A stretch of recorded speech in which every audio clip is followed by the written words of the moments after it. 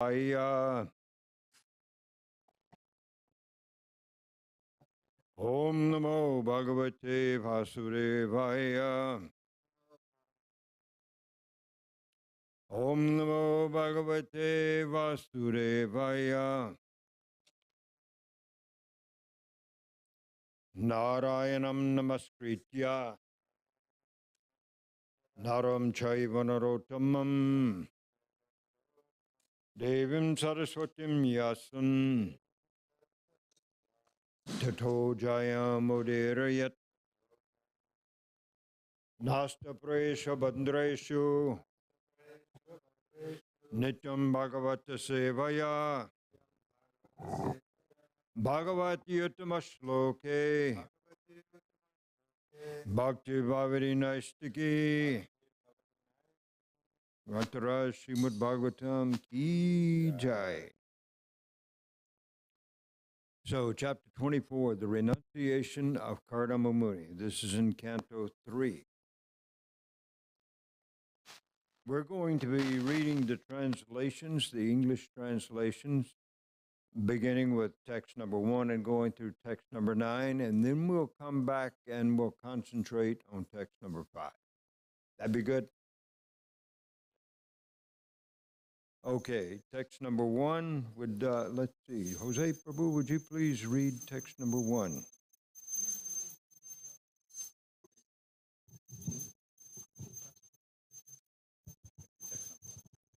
Wait just a second here.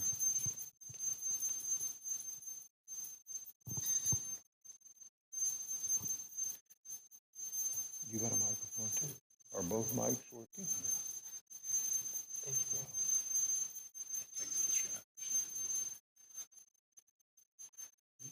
Srinath Krishna Prabhu, are you responsible for both of our wireless mics working? Kind of. that means That's amazing. Jose, can you? This is not on. It's not loud enough.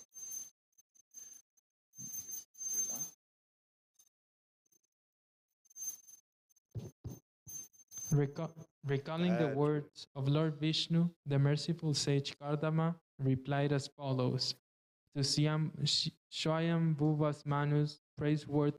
Okay, so this conversation between Kardama Muni and his wife Devahuti, text number 2. the sage said, "Do not be disappointed with yourself, O princess." Muni encouraged his wife not to be sorry, thinking herself unfortunate. Unfortunate, that is, because Kardama Muni is going back to his hermitage and back to his meditation, and she's going to leave her by herself. Her 11 daughters have all gotten married, gone to live with their husbands. So Devahuti finds herself by herself, and so she's a bit concerned about being by herself before her husband goes. Her husband did not fully enlighten her with transcendental knowledge, so it appears. And so therefore, Devahuti is saddened by that fact. She's losing her husband that she's had for a number of years. Okay, text number 3, please. Who has the mic?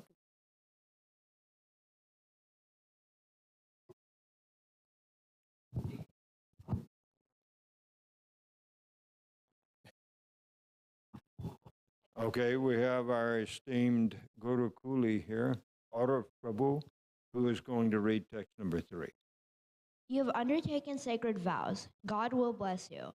Hence, you should worship the Lord with great faith through sensory control, religious observances, austerities, and gifts of your money in charity. And now text number 4 also, please, Aurav. The personality of Godhead, being worshipped by you, will spread my name and fame. He will vanquish the knot of your heart by becoming your son and teaching knowledge of Brahman. Good microphone voice. Okay, pass the mic over here, please, to Dristadumna Prabhu. Number 5, please, Dristadumna. Sri Maitreya said, Devahuti was fully faithful and respectful toward the direction of her husband, Kardama, who was one of the Prajapatis, or generators of human beings in the universe. A great sage, she thus began to worship the master of the universe, the Supreme Personality of Godhead, who is situated in everyone's heart. Okay, Arif, would you take the microphone over to Gokulan?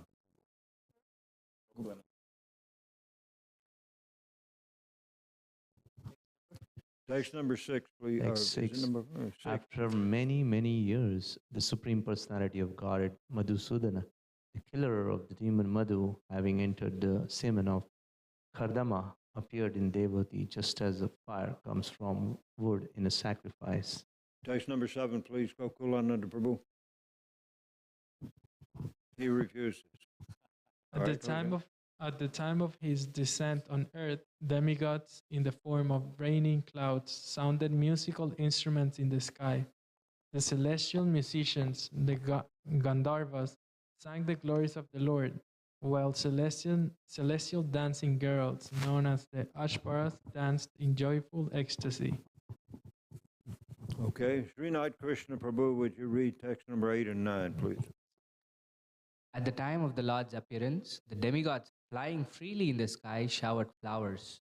All the directions, all the waters, and everyone's mind became very satisfied. Can you Number scroll 9. down a bit? Number 9, please, yes. Brahma, the first-born living being, went along with Marichi and other sages to the place of Kardama's hermitage, which was surrounded by the river Saraswati. Okay, very good. Now let us go back to text number 5, and I'll ask you to repeat after me the transliterations. Maitreya Vacha Devahutyapi Sandesham Goravena Prajapate Samyakshadaya Purusham Kutastam Abhajad Gurum. Let's do it one more time. Maitreya Vacha Devahutyapi Sandesham Goravena Prajapate Samyak Shradhaya Purusham Kutasam Abhajad Gurum. All right, chant, please. Maitreya Vacha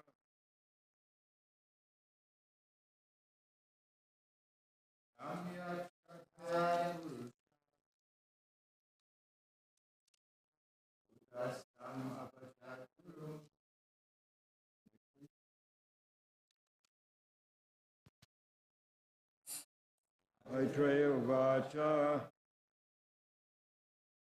Devahutyapi Sandesham Goravena Prajapate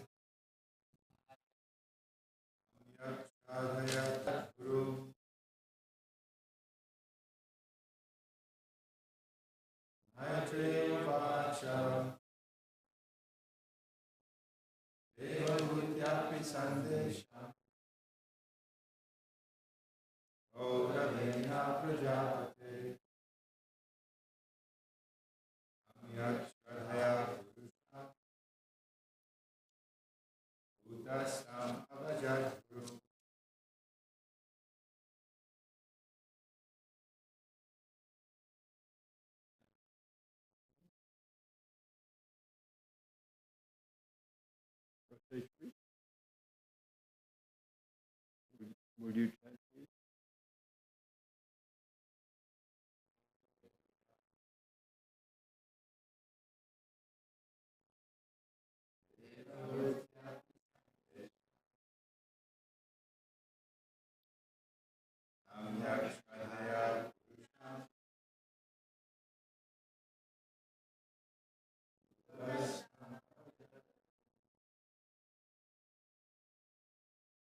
Thank you very much. Have you ten- you- Anyone else?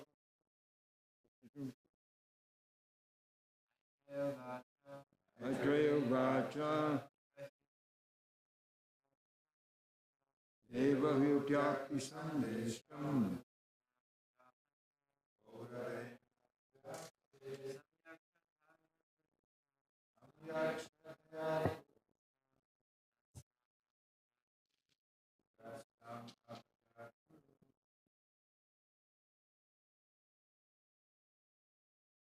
Anyone else? All right, thank you very much for that. Translation.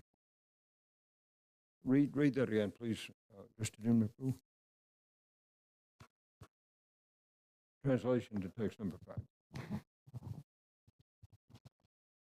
Sri Maitreya said, Devahuti was fully faithful and respectful toward the direction of her husband, Kardama, who was one of the Prajapatis, or generators of the human beings in the universe.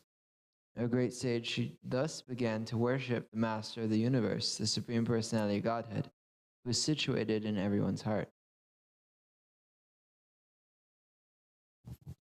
Okay, would you read, please, Srila Prabhupada's purport, the first paragraph? This is the process of spiritual realization.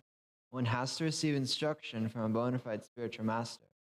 Kardama Muni was Devahuti's husband, but because he instructed her on how to achieve spiritual perfection, he naturally became her spiritual master also. There are many instances wherein the husband becomes the spiritual master. Lord Shiva is also the spiritual master of his consort Parvati. A husband should be so enlightened that he should become the spiritual master of his wife in order to enlighten her in the advancement of Krishna consciousness.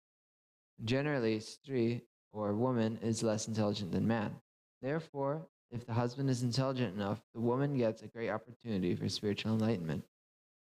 Okay. I'm going to ask Nrsinga Rupa Prabhu to read the second paragraph of the purport. Here it is clearly said, Samyak Shraddhaya, that with great faith one should receive knowledge from the spiritual master, and with great faith execute the performance of service. Srila Vishwanath Chakravarti Thakur, in his commentary on Bhagavad Gita, has especially stressed the instruction of the spiritual master. One should accept the instruction of the spiritual master as one's life and soul. Whether one is liberated or not liberated, one should execute the instruction of the spiritual master with great faith. It is also stated that the Lord is situated in everyone's heart. One does not have to seek the Lord outside. He is already there. One simply has to concentrate on one's worship in good faith as instructed by the bona fide spiritual master, and one's efforts will come out successfully. It is also clear that the Supreme Personality of Godhead does not appear as an ordinary child. He appears as he is, as stated in Bhagavad Gita. He appears by his own internal potency, Atma Maya. And how does he appear? He appears when pleased by the worship of a devotee. A devotee may ask the Lord to appear as her son. The Lord is already sitting within the heart, and if he comes out from the body of a devotee, it does not mean that the particular woman becomes his mother in the material sense. He is always there, but in order to please his devotee, he appears as her son. Om Gyana Timirandasya Gyananjana Salakaya Chakchurun Militam Jena Tasmai Sri Gurave Namah Sri Chaitanya Manobishtam Stapitam Jena Bhutale Swayam Rupakata Maya Drati Swavarantikam. So Krishna can appear however he chooses. Just because it is very distinctly, very specifically stated in this pastime that he appeared in the semen of Kardama Muni. And incidentally, this is a topic that is not generally spoken of very much out in our society, but Prabhupada comes right out with it, straightforward. This is how it happened. So regardless of how we might wince a little bit when we hear some of these terms, nonetheless, we're following Prabhupada's teachings and his instructions, and also he received from Srila Prabhupada. So there are a number of ways that Krishna can and will appear and has appeared. Can somebody think of one other than the method that was used by Kardama Muni? What's an example of how he has appeared other than by the sexual union of man and woman? The way that he appeared. He appeared as inside of a pillar with Prahlad Maharaj. Inside of a pillar from Hiranyakashipu's house. That's another one. What's another one? Can anyone think of something else? As Varahadev, I believe he came from the nostril of Lord Brahma. The nostril of Lord Brahma. And what's another one? Can anybody think of one? All right. Well, let me ask you this. Can you think of another one? All right. What about Lord Brahma? Did he appear from the union of a man and a woman? How did he appear? Appeared from the navel of Mahavishnu, Garbhodakashaya Vishnu. He appeared from the navel, From the navel of on the lotus flower that sprouted from the Mahavishnu. navel. Yeah. Mahavishnu? The Garbhodakashaya No, Vishnu. Garbhodakshaya Vishnu. Yes. Mahavishnu lies outside the universes in the causal ocean. And Yep. the causal ocean, that's correct, isn't it? And he enters each universe in the form of Garbhodakshaya Vishnu and lies down in the ocean. What's it called? The Garbha ocean. It lies down, and from his navel sprouts a lotus flower, and on that lotus flower appears Lord Brahma, the first jiva soul in the universe. Of course, we understand that in some cases, when there's not a suitable person to take that position, Lord Vishnu himself appears as Brahma. Everybody aware of that? Okay, so these are the different ways of appearing, and it's said that the living entity appears in this universe in the form not only of the union of man and woman, but also in form. What other forms, perhaps? He is born from other ways too. The living entity, the jiva soul. There's a few stories of like the demigods and like these sages. One time he had a son out of a clay pot, or I think I remember hearing about babies growing on trees in one part. But oh yeah, in the Mahabharata, people come from fire sacrifices, stuff like that. That's an interesting way to appear. Who came from the fire sacrifice? Draupadi and Drishtadyumna, that's right. Also, we understand the living entity can appear from sweat, from an egg, and what else? I think those are the three methods: from insemination, from an egg, from sweat, that the living entity can appear. That's what crosses. Yes, what else? I was thinking some really, really microscopic entities, they like split. Like it's like one cell splits into two cells. Like that. And somehow or other, the living entity, a separate living entity, enters the second cell, we presume. So this is kind of an interesting topic. How it is that we actually come. Also, it is said that the living entity comes down in the form of raindrops and enters the grass, and then the grass is eaten by the cow. And somewhere or other in the milk the living entity can go into the body of another creature like human being or maybe a cat. Have you heard that before? Okay, so that's one topic. Another topic from this purport is that about Devahuti's spiritual realization. So, how did she choose Kardama? Remember, she was given a choice. And how did she choose him?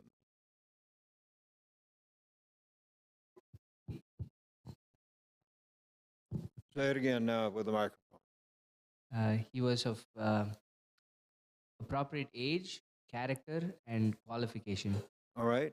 Princess hears about a great personality and chooses what location? Vidarbha. Vidarbha. Dwarka? Is it Vidarbha. Vidarbha? Is that a location? Yeah. So, and we also have stated in previous classes that Rukmini also had a part to play in the Vrindavan pastimes of Krishna. And what was her personality there?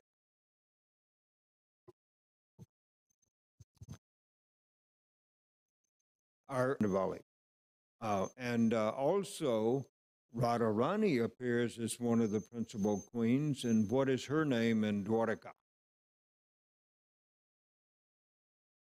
Satyabhama is correct.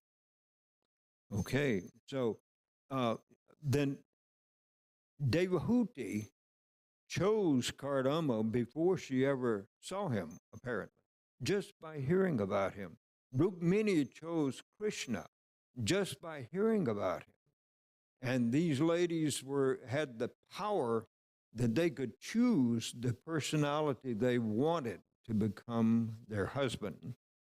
And then we see that even though Devahuti was a princess of Manu, who was one of the principal personalities early on in the creation of this particular universe,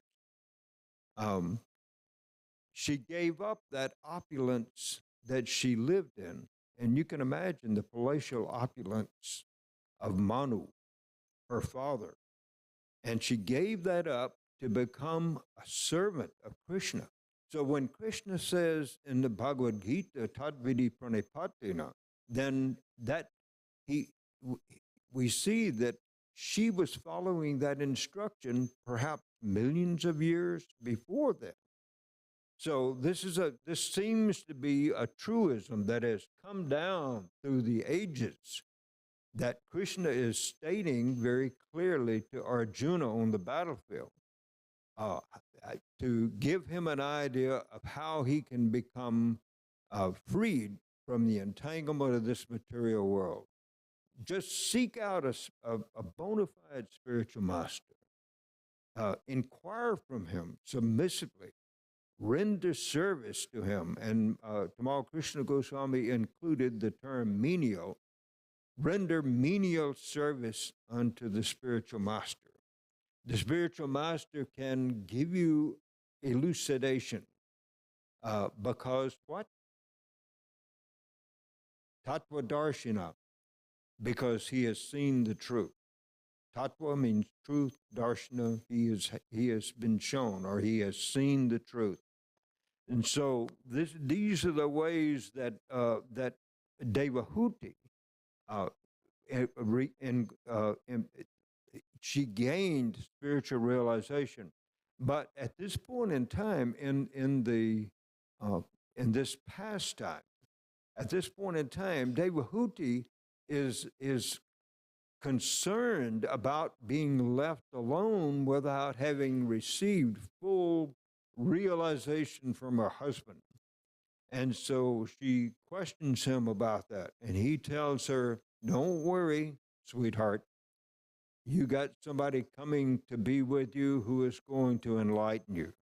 And he tells her the the identity of that personality.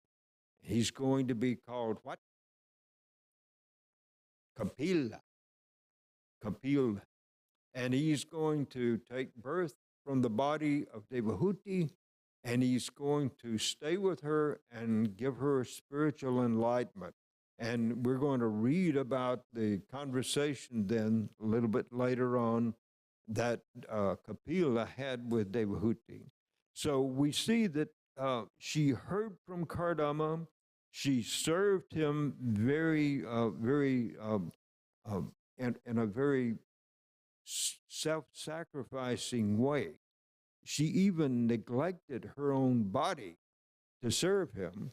And by the time he created this mansion, which could fly through the sky and go anywhere within the universe, at that time, she looked at it and she felt a little bit bad. And so Kardama Muni, knowing what was within her heart, told her, go take a bath in the Bindu Sarorava lake. And she did. And her original beauty was restored by, how many? Was it 1,000 young maidens, beautiful young maidens? And they're also identified as Gandharvas. And so this prepared her then to enter this beautiful flying castle that Kardama Muni, he meditated and he created it in a sense, but at the same time, he was astonished by the details of that palace. And so we know from this fact that there was a lot of creation done that had not even entered Kardama Muni's mind. In other words, Krishna recognizes the austerity performed by Kardama Muni. He recognizes him as a very pure-hearted devotee, and therefore he provides him a really nice gift to offer to his wife. And so we see something. There was another time when a personality was very, very poor, and because of his association with Krishna, he was able to give his wife something, even though he didn't know it was being given. And who was that personality? Dama? Sudama Vipra. So he approaches Krishna in tattered clothes, and he's dirty. And what does Krishna do? He takes him up to his own bed chambers, sits him down in his bed, washes his feet, and talks with him as an intimate friend, because what was their connection in the previous part of their lives? Mm-hmm. Classmates. In whose ashram? Sandipani Muni. That's right. That's right. And so Krishna has never forgotten this person, Sudama Vipra. And so he brings him in and treats him like an honored guest. And then what happens then when, did Sudama actually ask Krishna what his wife had suggested that he ask? No. Say more. No. Say more. Say more. Hold the microphone. Say what? Yeah, let's Oh. tell about his appearance there with Krishna and So Sudama wanted to have a gift to bring Krishna, so he brought him. He tried begging for some rice, and all he could get was one piece of chipped rice, and he gave it to little bag of chipped rice that he had on around his neck. He was What? wearing little bag of chipped rice that he had around his neck, and he was why didn't he offer that to Krishna? He didn't offer it to him.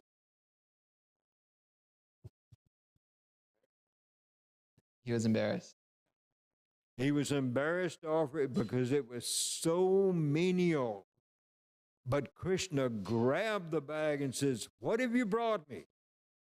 And then he began eating a piece or two of the chipped rice. He ate 2 or 3 pieces of the chipped rice, relishing what his devotee had brought him. And who stopped him from eating? Is that Rukmini Devi? Rukmini did. And why did she stop him? That already what you have taken, the few grains of chipped rice that you have taken, already I can't repay Sudama Vipra for what you've taken. And if you keep taking more, then I don't know what I'll we'll be be able to do. forever in his debt.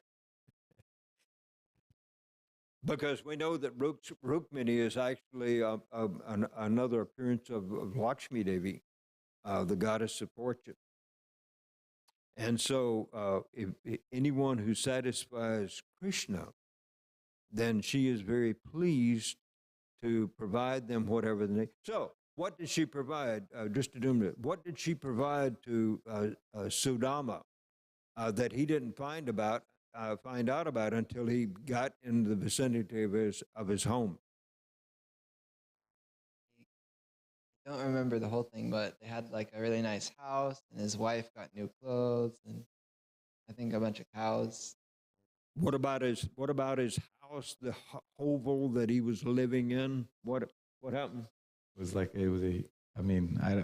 remember described kind of like it wasn't like a palace, but like an estate, basically, right? Like That's right. gardens and And what kind of people were there at the place at his house? Anybody remember? It doesn't say that they were demigods as far as I can remember, but they were beautiful people, just strolling around the grounds.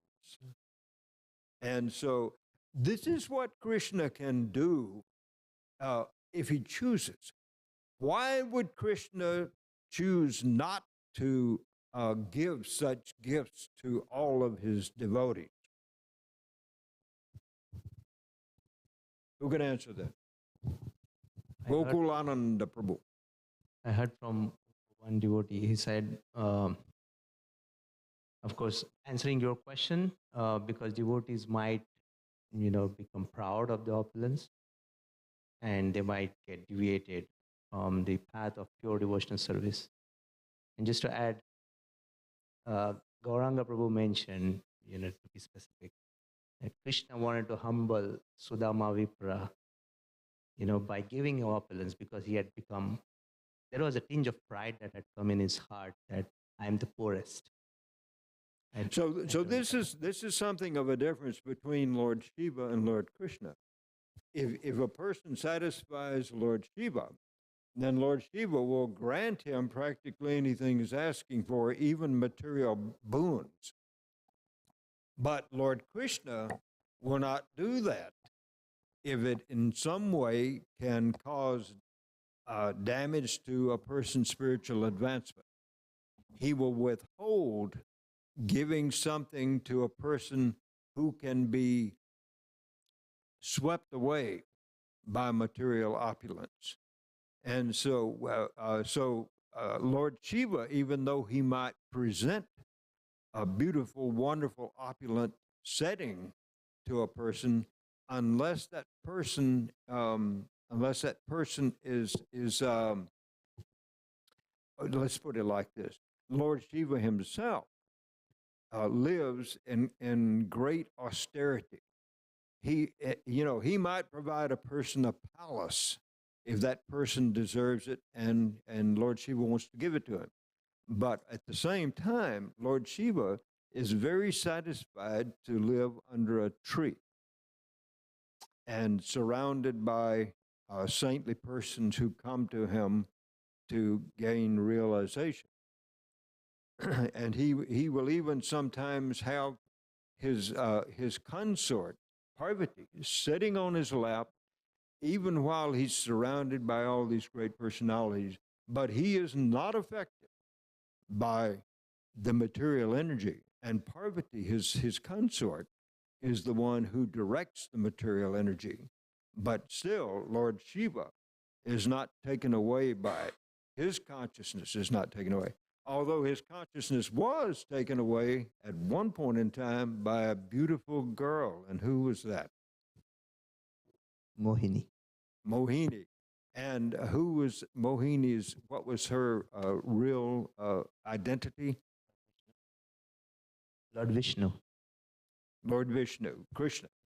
All right, so yeah, so Krishna appears as Mohini at the request of Lord Shiva. And it just takes his mind away. And so he even chases after her and passes semen because he is so awestruck by her.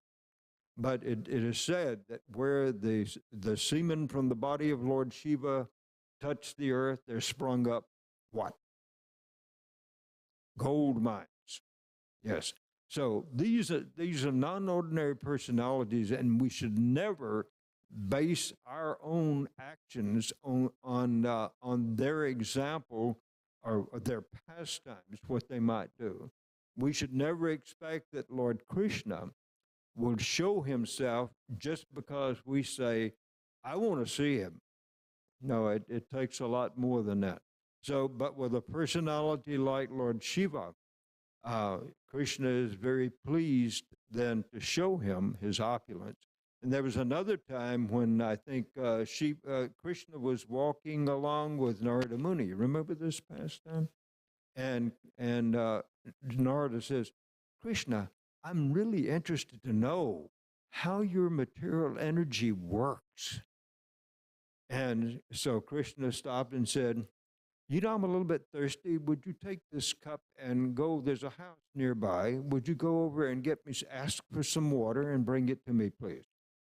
So when Narada Muni goes over there, a young woman comes to the door, and she is so beautiful that his mind is taken away. And he asks to speak to her father and makes a proposal. To please, can I have your daughter as my wife? And it goes on, and he has a family, and he has land and everything. And then at one point in time, there was an amazing flood that came and was taking everything away, even the wife, even the children, the land. And so at that point, in his exasperation, Narada says, Krishna, Krishna. And then he suddenly finds himself standing in front of Krishna. And what does Krishna ask him? Where is my water, Narada? So Narada understood. I think this was Narada, wasn't it? Isn't that the personality? Have you heard that story before? Yeah. Was it Narada, just to do I it? believe so. I did hear about. Yeah. Anyhow, Narada is the supreme jiva soul. He's not only is he a jiva soul, but he's also a member of the Panchatattva. He's one of the principal associates of Lord Chaitanya. Krishna, whenever he comes in the form of Chaitanya Mahaprabhu, then he has Narada Muni appearing as who? Srivas Pandit, Srivas Thakur. So there are amazing things that can come from just being a servant, just being a sold out servant to the Supreme Personality of Godhead.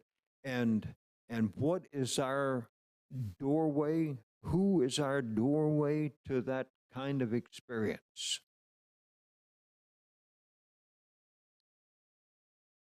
How about our spiritual master? Yeah. External manifestation of supersoul, he has been known as. And by inquiring submissively from our spiritual master, not only our spiritual master, but our spiritual master's representatives as well, inquiring submissively and rendering some menial service to our spiritual master or to his more advanced representative, we also can have that kind of experience that uh, Queen Devahuti, not Queen, Devahuti is experiencing herself. Princess, we can say, Princess Devahuti is experiencing. So, what then do we learn as devotees from this pastime of Devahuti and Kardama? Seek out a spiritual master, render menial service, inquire submissively, and the spiritual master then can bestow on us, the sold out disciple. He can bestow on us the knowledge that he has received, and by that knowledge, then we can gain spiritual advancement, spiritual realization. Hare Krishna. Do we have any comments or questions now that anybody, something has been in your mind? Yes, Mr. Dumna Prabhu. So Hold the mic. I know a little bit about how this pastime goes. It's been kind of a long time, but Kardama Muni is talking about how he's leaving before her son is even born, right? And so I do remember reading about how Kardama Muni, he leaves family life even to find Krishna. That's the point of leaving family life. But Krishna himself is appearing as his own son. And so I'm kind of wondering, why is it that Kardama has this need to leave, even though the goal is coming as his own son? Well, is that explicitly stated? I don't know. I don't know whether that is explicitly stated why he left at that particular time. But we can learn something from that also, and that is before we give up our householder responsibilities and leave our walk away and leave our wife. And this has been done in ISKCON, much to our chagrin. It has been done within ISKCON that people have walked away from their wives and their children and taken sannyas. Now, if one receives an instruction such as Srila Prabhupada received from his spiritual master, then that is justifiable. And besides, Srila Prabhupada had older sons to leave his wife in the care of.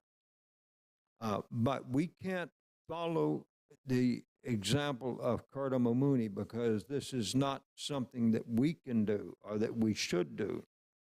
We might have a great desire to give up all the headaches and the having to, deal with all the details of family life, the money, the residence, the automobiles, and all these things. We might have the desire to give that up and live a very simple life. But now I think ISKCON has established the precedent that one must make sure that his wife and his children are very well taken care of from now on. If he's not going to be there, if he's going to take sannyas. So this is a really special thing, Drishtamna, that you're asking about. Kardama's leaving even before the birth of his son. He knew who was coming, and he knew that his son would be able to supply all the needs of his wife, Devahuti, because he's the Supreme Personality of Godhead, appearing as a little boy, Kapil. Is that okay? Anyone else, please? Thank you.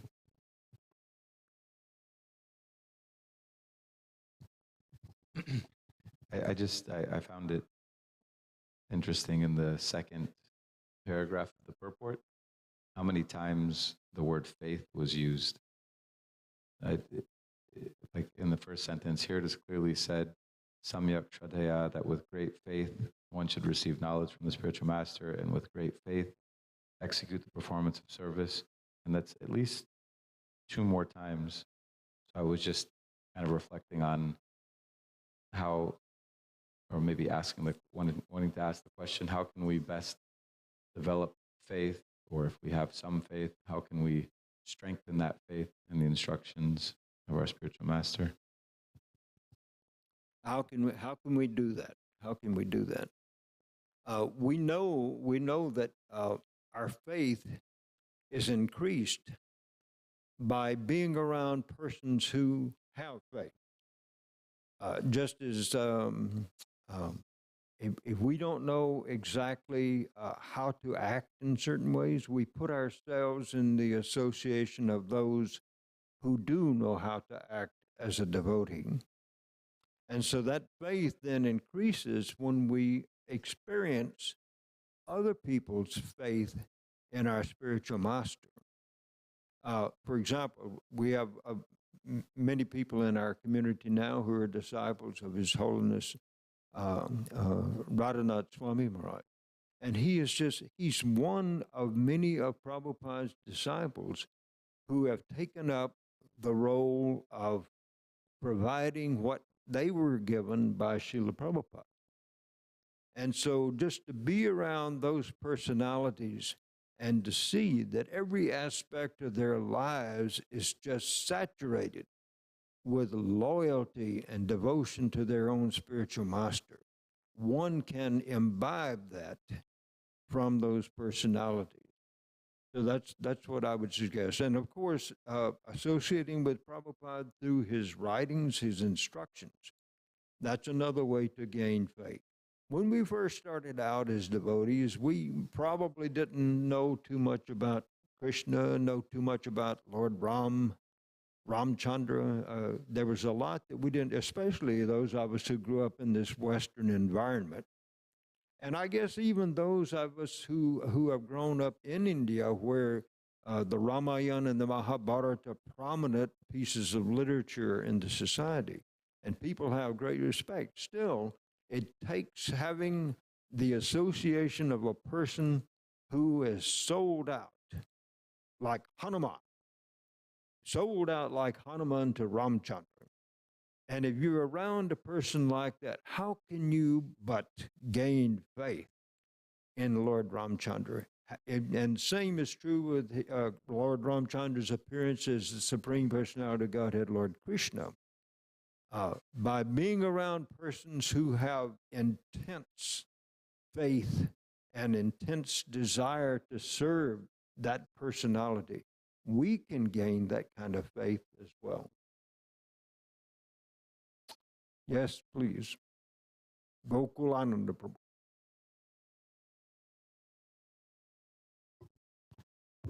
It's magic. Prabhu, thank you for wonderful, super wonderful class. So you mentioned the theme, like Krishna says, Tadviti Pranipatana, you have to render humble menial services to one spiritual master, and then when he's pleased, he upadeshan. So in your life, I just happened to overhear through someone that you used to clean up your Guru Maharaj's bathrooms. My You did that claim to service. fame. My claim to fame. Cleaning the bathroom. Yeah, so you did that wonderful service for a long time. Can you please share your experience, rendering that humble menial service to your spiritual master? And was there any specific instruction, direct instruction imparted to you by your spirit? My experience was that if you put yourself in close proximity to the spiritual master, you can expect to be chastised pretty severely whenever you do something that is wrong.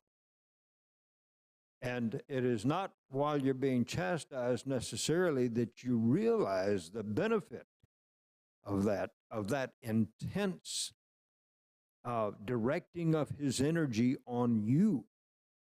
But it is afterward sometimes when you think about it and think that my spiritual master was concentrating intensely on me at that time. So when you do put yourself in the position of service, even if it's menial like that, the spiritual master has many opportunities to help to cleanse the dirt from our hearts.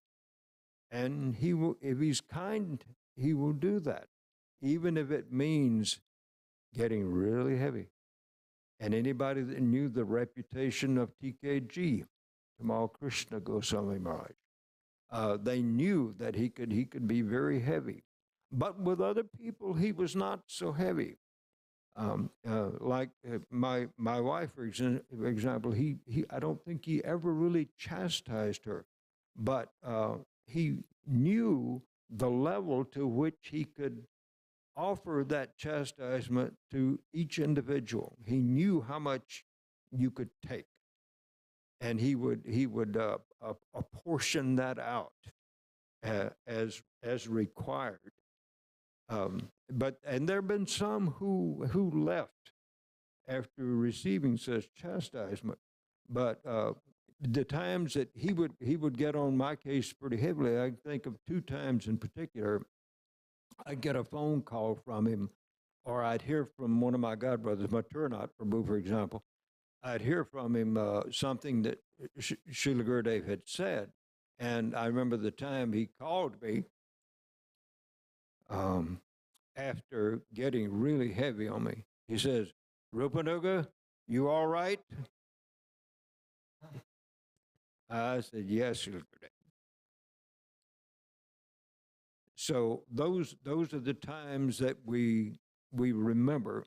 It's just like when you make a trip. You go on a trip somewhere, and what do you remember the most keenly, other than the things that went wrong on the trip? You will never forget that. I remember making a trip one time with my godbrother in China, Garanga Prema. We took an overnight bus. It was called a sleeper bus I think, from Shanghai up to Beijing. And it was a 16-hour trip that we were on that bus. And you'd think, well, that's not so bad.